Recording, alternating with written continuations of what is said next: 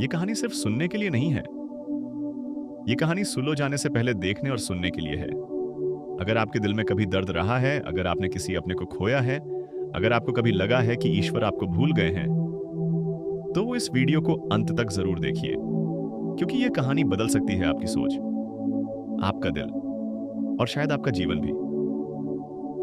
एक गांव था, छोटा सा, शांत, लेकिन उस गांव में एक आदमी था जो अंदर से पूरी तरह टूट चुका था। उसका नाम था याकूब। याकूब कभी खुश रहा करता था। उसका परिवार था, उसकी हंसी थी, उसके सपने थे।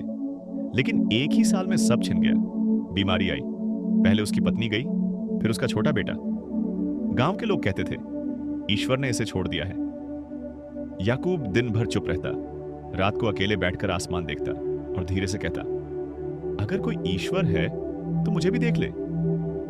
एक दिन खबर फैली, यीशु मसीह गांव के पास से गुजर रहे हैं। लोग दौड़ पड़े, बीमार, अंधे, लंगड़े, सब। लेकिन याकूब नहीं गया। उसने कहा, अगर यीशु सच में ईश्वर के भेजे हुए हैं तो उन्हें मेरे पास खुद आना होगा। शाम हो गई, भीड़ लौट गई। याकूब अकेला बैठा था। तभी उसके पीछे किसी के कदमों की आहट हुई।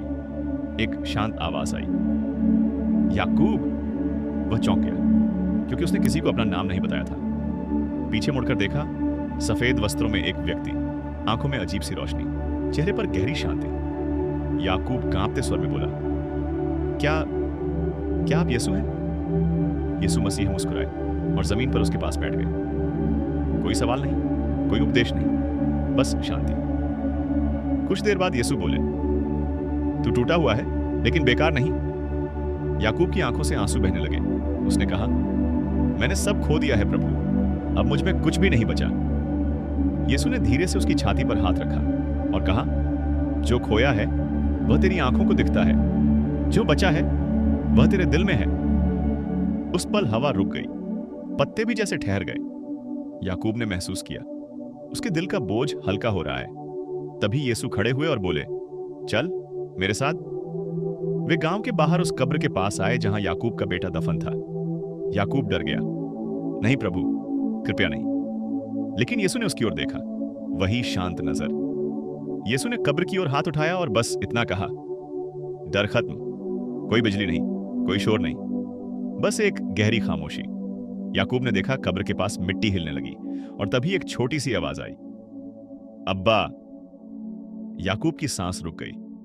उसका बेटा, कमजोर लेकिन जिंदा, कब्र से बाहर आया। याकूब जमीन पर गिर पड़ा, रोता रहा, हंसता रहा, चिल्लाता रहा। जब उसने सिर उठाया तो यीशु वहां नहीं थे, सिर्फ हवा में उनकी आवाज गूंजी।